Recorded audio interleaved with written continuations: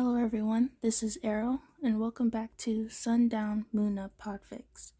Today we will be continuing Learning to Adapt to the Fall by Supupdog, Chapter 6, Travel.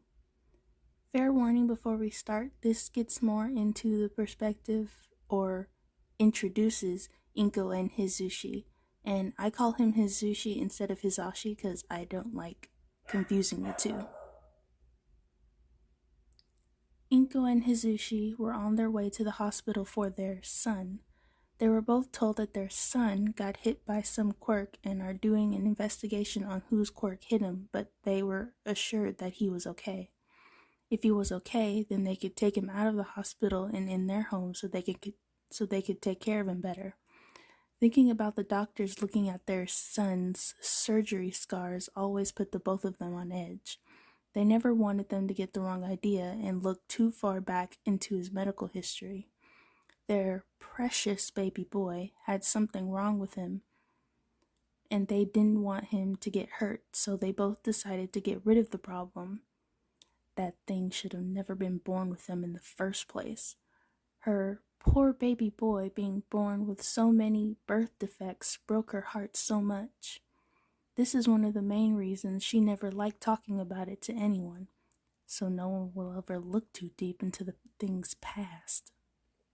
Her and Hizushi were about 20 more minutes away from the hospital. Oh, she honestly can't wait to see her perfect son safe and sound again. They have everything set up at home to make sure he's going to be taken care of. They of course made sure they could get into his room at any moment because he recently found a way to lock it. Hizushi discovered that little thing about a day or so ago. Love, calm down. Inko looked over to see her husband, Monster, with her eyes slightly wet with tears. We couldn't come in yesterday, so we're coming in today. It's better a little late than never, right, honey? Hizushi was trying to keep his eyes on the road, but he didn't a quick glance over. She tried to keep her breathing even. That quick glance over at her set her panicking. Inko was always so anxious and nervous all the time, and with Izuku in the hospital, that was not helping it one bit. I know, dear, but you know how I get. It's also so late in the evening. Inko put just a little bit of whine into her voice, even alone with her husband, Monster, she still acts. One must never be relaxed with their acts. If one gets caught, that could be the end of the show. Curtains closed when all the actors are still on stage. She saw the eye roll out of the corner of her eye. Hizushi is supposed to not show much negative emotion. It's only 1:24 p.m., love. We will be able to get Izuku and come home in time for lunch, and no one will have to worry about the scars or the habits or coups. Nothing. Izuku will be safe at home, where we can help him be normal again. Inko looked out to the road that was busy because it was right on time for rush hour. This is why she said they shouldn't have gone into work at all today. This is why I said we shouldn't have gone to that school he shouldn't have gone to that school for heroes. She huffed in annoyance. Everyone needs a break from the acting, and they won't get on the stage until later. I didn't know he was going to unlock some random part of his quirk, Inko. You can't blame me for that. I also thought if he had his dreams crushed by heroes, he looked up to them, he could give up easier. He might have even been able to help me with people that he used to be like. A slight chill ran down Inko's back, but she ignored it. Imagining all those things in one place gave her the creeps. That was the reason why she only helps out off-site and not on-site. Inko was so happy her baby boy was able to be saved from that life when he was an infant, even if they had to go in a more couple times when he was growing up because things just kept popping up. Her eyes started to tear up a little at the thought of her baby boy being too far gone for them to even help him. It would have killed her inside if they had to intervene in some other way. Next time, I'll just listen to you and not let him go. I could have found another way to pull him around. He would have understood at one point. If you would have let me show him at a young age, then this wouldn't have happened. Hizushi tried to point out and shift some of the blame onto Inko, but she didn't let that happen. No, you couldn't have because he was always a little hero. He would have asked teachers and other people if that was normal. His teachers only hated weak quirks, not mutations. Inko kindly informed her husband, Monster. She always had to remind Hizushi that Izuku wasn't like him growing up, so full of love and kindness. Her baby boy just always wanted to help anyone and everyone, no hateful bone in his whole body. Now all they need to do is get him home so no one can see how disgusting different he is. Nezu was so far having a nice day, unlike yesterday. Aizawa woke up and Chio stated he needed about one more day of normal healing and regaining energy to get the quirked healing. Aizawa didn't like it very much and even tried to escape back to his house, but luckily for Nezu, Yamada was only down the hall and quickly trapped him onto his hospital bed. 13, on the other hand, seemed to still be knocked out after their surgery. That's understandable though, because they almost ripped themselves apart with their own quirk, and Aizawa is known for his quick recoveries. Nezu would probably recommend a few more therapy sessions than what 13 usually gets. He doesn't want them to relapse into bad habits.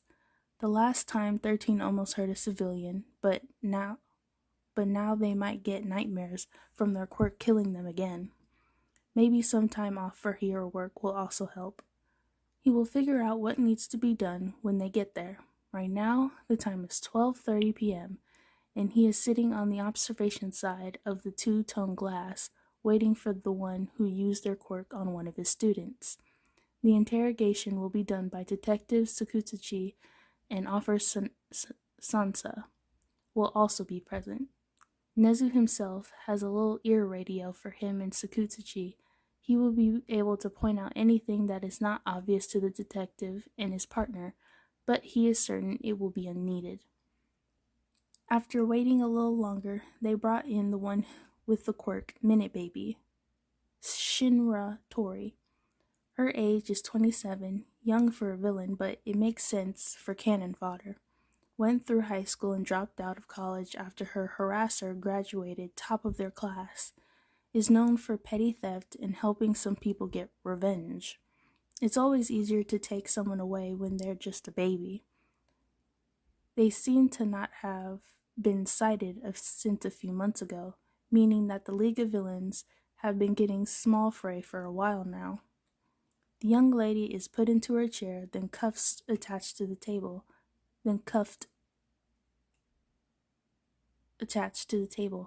Nezu watches as she jangles around the cuffs a bit, but he can tell it seems to only be in the way to distract herself while waiting for her interrogators. He noticed that she seems to be tired and anxious. Shinra is doing a fine job at keeping that hidden, though. After some more time passes, and Nezu just dissects the villain so he can get a better read on how she acts, and maybe some of her small tell, the doors open and in steps the detective and his partner. He noticed how Shinra seemed tense, but just as smug, before she corrected how she sat and made herself seem more confident. Good morning, Shinra. I'm Detective Sakutsuchi, and this is my partner, Officer Tamakawa. We are here today to question you about the involvement at the USJ and any information we can get about the League of Villains. Nezu looked as both the detective and officer try to have a calm and kind, relaxed posture, being open as possible to try and make the other talk more. They sit down, and Sakutsuchi talks about all the things he has with him and what they are going to be used for. Shinra acts like it's a waste of time, but Nezu can tell that she likes the destruction. After everything is finally set up, Shinra looks more relaxed than before they start the questioning. My name is Sakutsuchi Namamosa. I am the main detective of this case and questioning. In the room with me is partner Officer Tamaka Sansa. The person being interrogated today is Shinra Tori, aka Villain Test Run. She was the one of many villains caught at the USJ after the attack. Sakutsuchi moved some papers around and made sure that his pens were all there before moving on. The date is sometime in the year 2000s. The time is 12:47 p.m. My quirk is called Lie Detector. Any questions after this point that I verified true are the whole truth. Now we are starting the questioning. Nezu watched as the first basic questions were asked, as they always do, to make sure that Sakutsuchi's quirk is working correctly and to see if any of the information they have on the individual is wrong. After quickly getting through the starter questions, it goes into the real meat of the interrogation. Shinra, when did you get into contact with the LOV? Nezu is very glad they can have that abbreviation because saying the whole name all the time can be a little tiring and useless. I met him one day. I don't remember which month, but I know it's been like 3 or 4 maybe.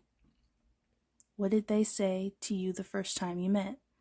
They said something about killing the symbol of peace and making things better, fixing it all, so we could live easier.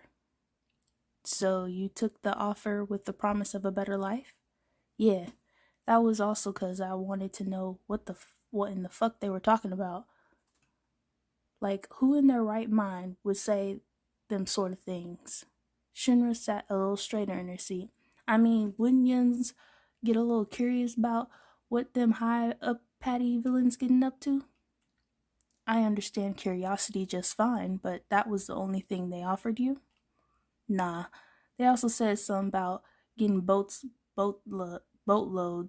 of money and something about some old gift we could get if we impressed them or something. Okay, now I would like to ask questions about your quirk. Can you answer them to the best of your ability? A small flash of what looked to be confusion went across her face. Might could. Nezu got ready to read Shinra the best he could to see if she's skimming over something important that wouldn't be detected as a lie. So your quirk hit one of the students at the USJ, turning them into a baby, but some lingering effects are still present. Lingering effects? What do you mean lingering effects? My quirk ain't got none of that. So your quirk can't cause something to happen to one's body after being turned into a baby? No. My quirk turns youngs into a baby for about a minute, then poofs. You're back to being as healthy as whatever you were before it hits you. She said it with a slight grin. Nezu was trying to think if there was an underlying meaning in it. You haven't had someone turn back to their normal age with something extra or unwanted? Shinra looked to be contemplating something, but Nezu was still trying to figure out what she said. It felt like he was missing something. They never come back with some extra, always healthy, as can be, as sometimes folk do get unwanted things back. Nezu didn't need a signal Sakutsuchi to ask a question about that, as he was ahead of him. What do you mean, sometimes they get unwanted things back? There seemed to be a small light in Shinra's eyes before she spoke. Oh, well, that's simple. Sometimes folks don't like getting back something that lost, or maybe they got rid of themselves. Sakutsuchi tried not to sigh as Shinra just danced around the question. What was it that they lost or got rid of? Nezu can clearly see the excitement in Shinra's eyes as she stated off the story. This one time when I was helping out someone with something, I had to use my quirk on the guy that lost his leg. That some bitch had a whole prosthetic and everything. When he came back to, poof, his leg came back with him. The prosthetic fell to the ground when he changed into a baby. All I can really say to him at the time was, well, I'll be. My quirk really does yuns putting back to being completely healthy. Sakutsuchi wrote that down and made a note for a quirk registry update.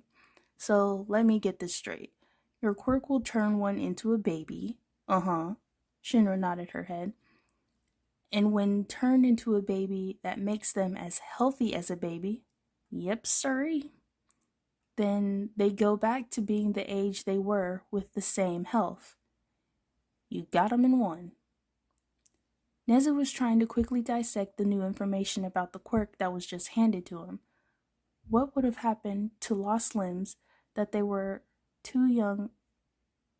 What would happen to lost limbs when they are young, but regain them when they're older, or other organs? Would it be in the same state it was when lost, or would the affected just get something that was basically brand new without muscular or normal further age growth? Sakutsuchi, can you ask her if anything bad happened after they regained their leg back? Did they need to eat more to compensate for all the energy that went into getting back a limb or organ or any of that nature? The detective asked the question and was pleasantly surprised about the answer. Oh yeah, I asked the person hiring me if I could keep him for a bit because I didn't know my quirk could do that. It seemed like he would get hungry faster than normal. That was more tired throughout the day. We kept him and that thing couldn't be used at all. He was muscular, but it was just so weak. It was like a baby limb. Oh, but he was able to walk around and got a good boost from adrenaline. Shunra happily explained her findings of her quirk. It did last a really long time, though. Maybe it was close to 2 to 3 weeks of needing extra food, water, and sleep. She put a finger up to her chin as she contemplated the time. Sakutsuchi, can you ask if anyone got mutations back, like scales that were removed, feathers, anything that could be counted as mutations? The detective directed the question back to the villain, and she took her time to think. Nezu thought up some scenarios that this quirk could have come in handy.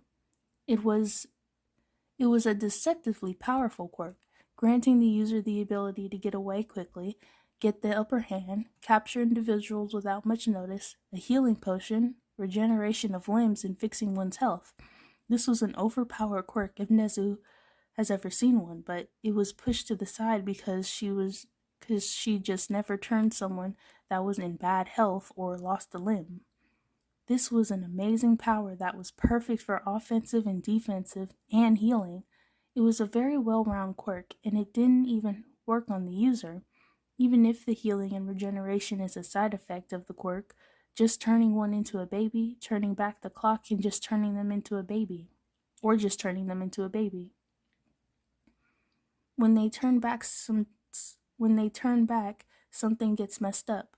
The health of the individual from when they were a baby follows, but Nezu guesses that makes sense.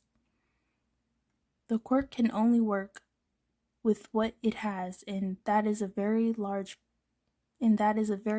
person with a bunch of mass that is being turned into a baby that has all its limbs and health intact. He wonders if someone was sickly as a baby, if they would come back sick as well. It could well be just turning back the clock on them, or is it just putting them into a baby-like form without the time part? If that person was having the clock turned back on them, then people would see it as a type of flash of movement, quickly receding into oneself, but that is not what Asui or Mineta said in their statements. Both stated that Midoriya suddenly just was a baby. No poof of a cloud, no light flash, no body shrinking into oneself. It was like someone took out a part of an animation or skipped a whole chunk of a movie. It was one frame, teenage boy, then the next is a baby in the air. So it must be that the quirk isn't turning back the clock of time for a short bit, but simply transforming the user into a healthy baby, then turns them back, leaving the health it gave them because it cannot take back what was already given, but is allowed to make them normal again. One way to see if this theory is true, go to a person that has been ill all their life since birth and offer to test the quirk. If the quirk works the way they think it does, that means they can be free from the horrible health they had to deal with all their life. And if not, they lose nothing. The person would only have something to gain.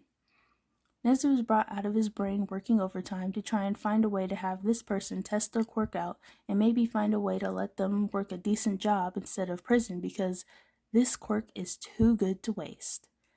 I don't really know. I do remember this one fella complaining about after I turned him into a baby and he got webbed fingers and feet back.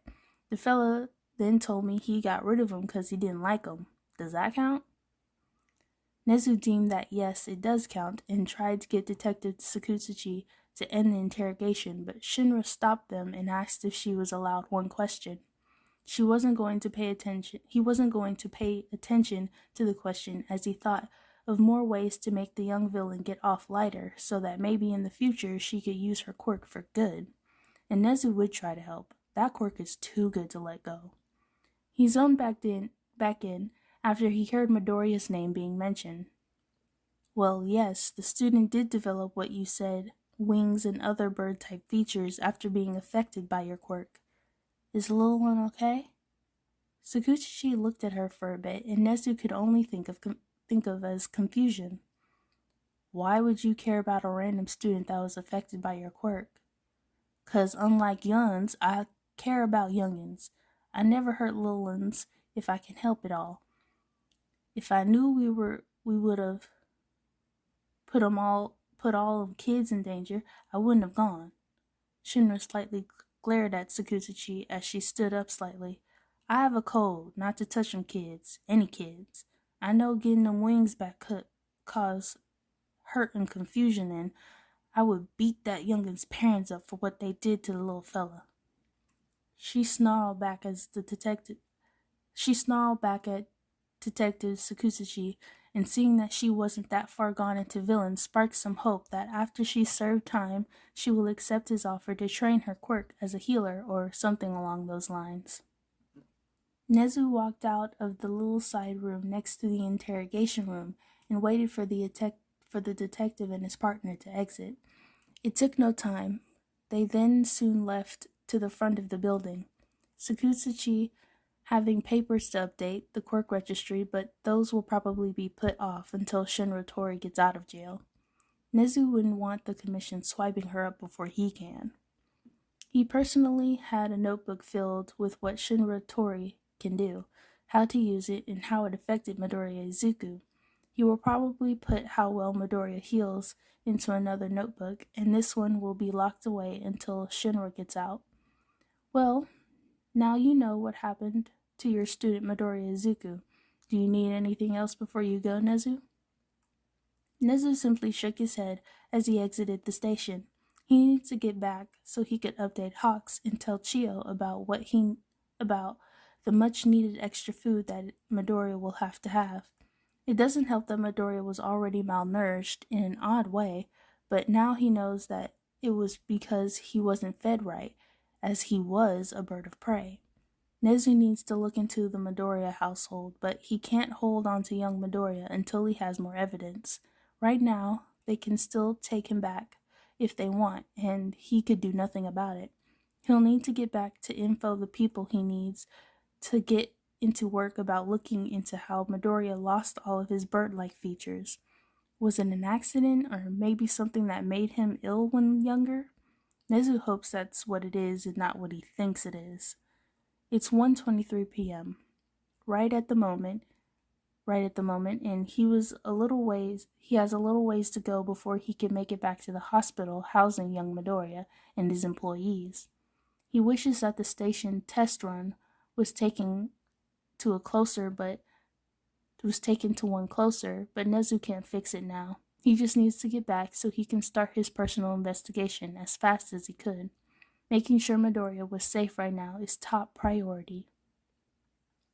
Hawks was still with his young chick at the hospital. Today was the day Nezu went in to help the interrogators to see exactly what happened to his baby bird.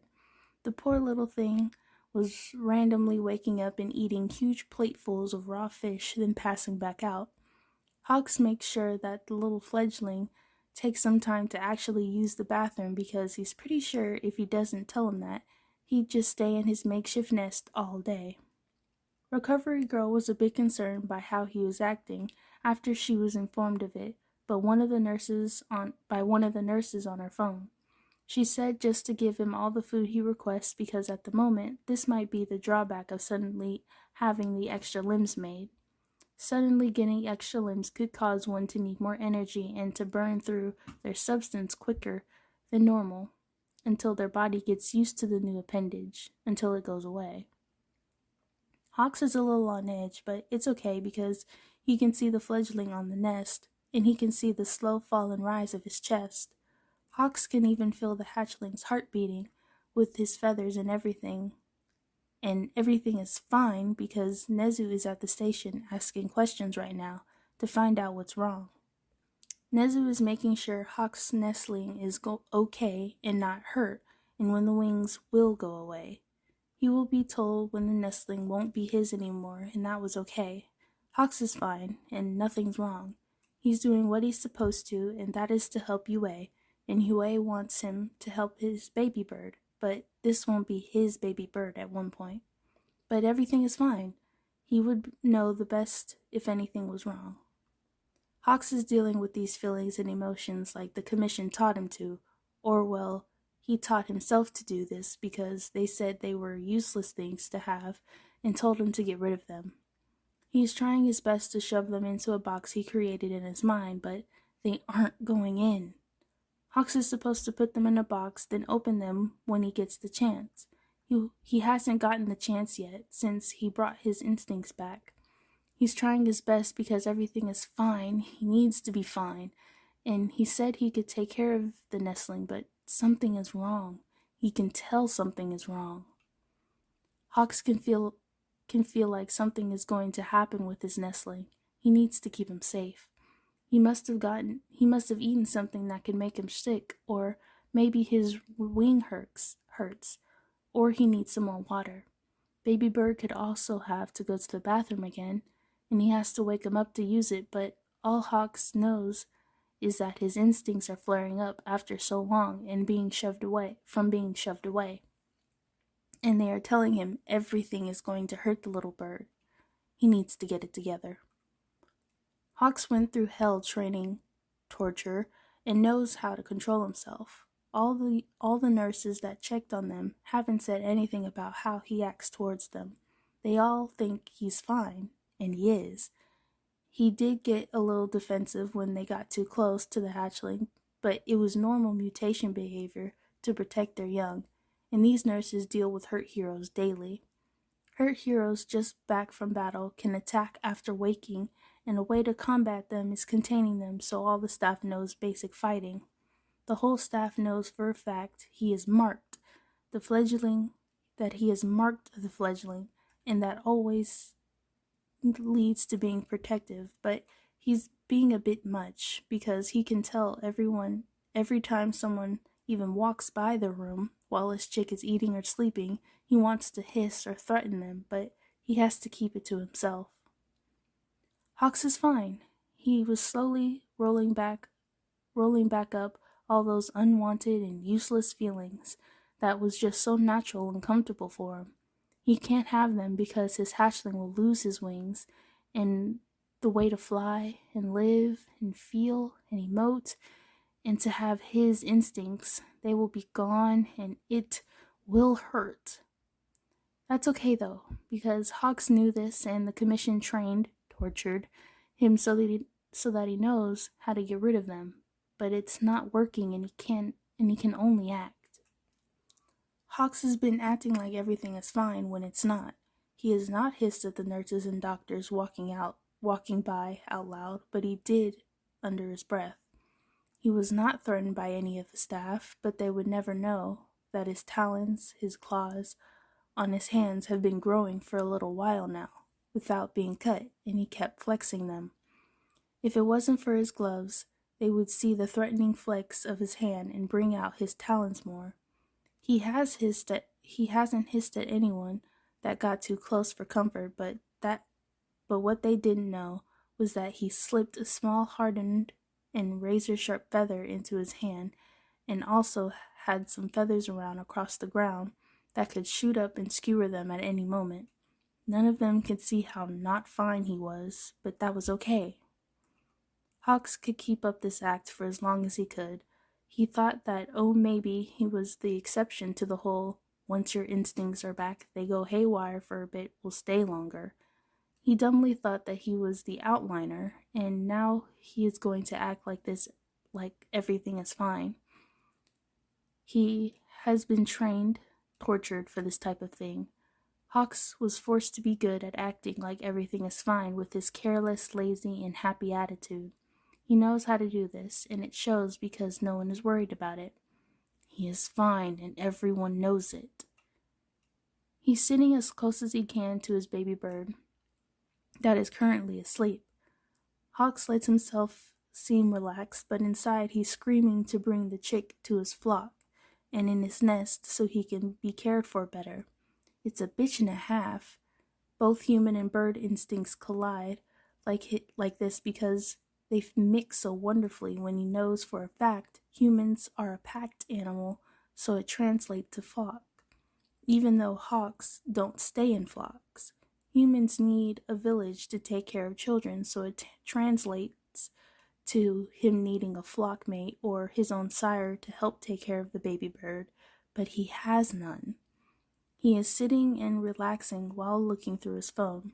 The room has random red feathers stuck out of corners, behind pictures, under pillows, and in between any nook and cranny he could get them into. The fledgling is probably going to wake up again and ask for food in about 20 or so minutes, and the last time he asked for food was at 1:27 p.m.ish. He's going to call down as soon as the little chick stirs awake so he can get him his food. He used his own pocket money to make sure they have enough of it because he didn't want to wait for the schools to supply it. The nurses last checked in at 1 p.m. and said that everything was still fine with Midoriya Izuku. He needs to remember that name for the rest of his life. Hawks was already memorized how his little hatchling looked, and after this he will memorize how he acts, so he can always point him out in the densest of crowds. He also is doing this just in case if the commission decides to try and take him away from his baby bird, and he needs to find him again. Hawks tries to always be prepared for anything that might happen because he was trained, tortured, to do that, so he might as well use it against them. Hawks needs to collect himself again. He needs to get hold of his instincts and think about what he needs to do to make sure when his baby bird loses his wings, so he won't hurt as much. He also needs to think of other food the fledgling will like because he must be getting tired of nothing but fish. Maybe chicken would be good for him. Hawks looked at the time and it was 2:18 p.m. The nurse said she would be back around 2:30. He decides that maybe he should start getting himself ready not to hiss at the nurse again, or at least try not to stab her when she gets a little too close. It was only 3 minutes later when he started to hear the commotion in the hallway. Hawks tune in his hearing so they might be able to hear what's happening from outside the room. He can hear some yelling, but not what words are being yelled. Maybe a scuffle? It could be a hero that just got out of a fight and still thinks they're in the fight, being a bit difficult. It's normal in this line of work, and this is another reason why the hero ward is a bit far from the normal one. Hawks tries to calm down his nerves because they aren't going to hurt his baby bird, and they aren't Why is the noise coming closer? He was going to try and get his thoughts together, but he can't tell. He can't tell if it's getting closer to the room. Hawks can feel his feathers slightly lift up in a threat display. The staff wouldn't let people that would hurt them in because this is the hero ward. Everything is fine. The commotion is getting closer and closer. He can hear the yelling is about being able to take someone out of the hospital when they are told they were fine now. He can hear the nurses and doctors argue back that they want to make sure and are saying they just want. He can hear the nurses and doctors argue back that they want to make sure and are saying they just want to keep him in a little longer just for checkups. The arguing is going back and forth, but getting closer and closer until he can feel someone on the other side of the door. The hero room's don't have normal windows for the hallways. Press the button and part of the wall will turn into a window because many pros like the comfort of privacy. He can't see who's on the other side, but he can feel things and hear them with the help of his feathers. One is a male that is decently tall. He can feel the slight heat radiating off the man, so this must be part of his quirk. There is also a female, much closer to the door than the male, about average height, and has a slightly pitched up voice from panic or maybe anger, might be both. We should be able to get our son. We cleared him so we can take him home now. Oh. It's his fledgling's parents, but Nezu said they wouldn't come yet. He said they wouldn't come and take the baby bird away yet. He hasn't even lost his wings. If Hawks isn't by him when he wakes up, then he'll freak out. The fledgling that just got marked and has a new sire is always on edge, out of their sire's range of hearing, sight, smell, or anything. That isn't to mention that he can't fly right because of his downy feathers. He can't let them take him, but what else can he do? They have nothing to keep him here. Hawks was only the temporary guardian because one of the parents weren't available. Second, he's a hero.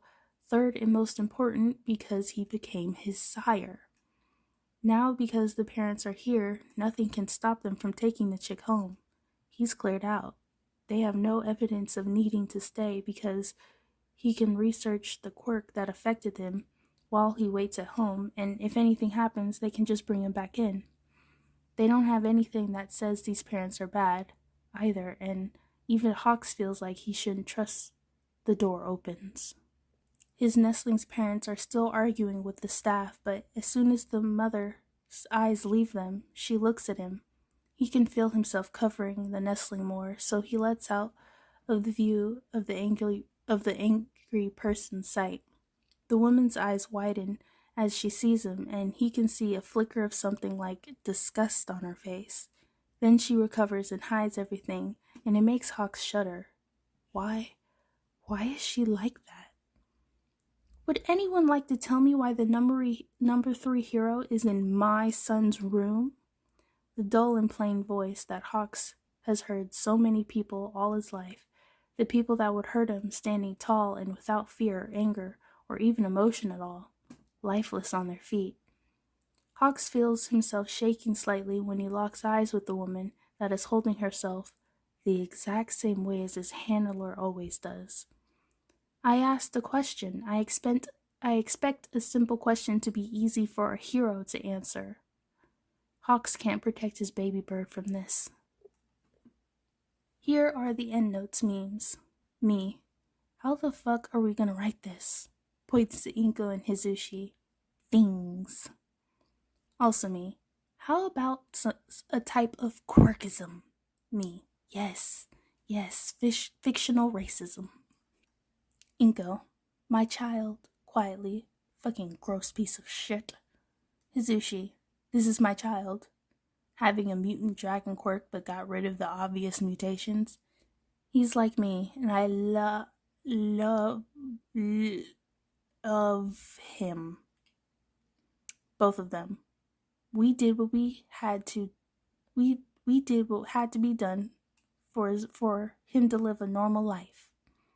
Izu just being a funky little baby that acts like a bird 'cause is bird. Tweet tweet. Both. Ah! It's not working! Nezu. Today is a great day.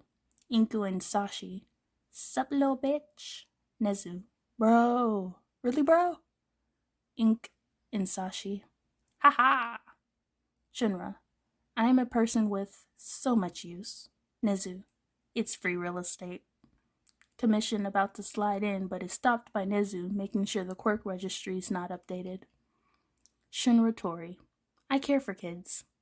Suki. Why? My random 1C I just made. I will kill anyone that hurts a child for no fucking reason. Off limits. No touch or get near. Off one somewhere sneezing. Huh? Am I catching a cold? Nezu. We're gonna make Shinra a healer.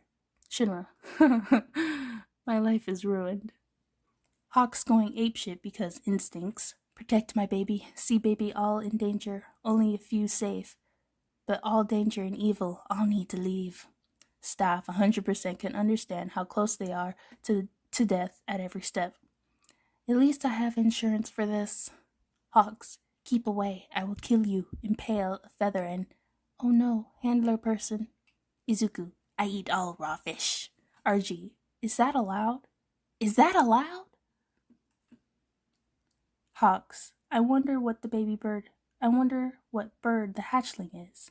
Izu, look at me eating all raw fish. It's a hint, your instincts flooded, dumbass. Nezu, I already know, but for now, information on the parent is what we need. Inko being a bitch. Hawks, oh fuck.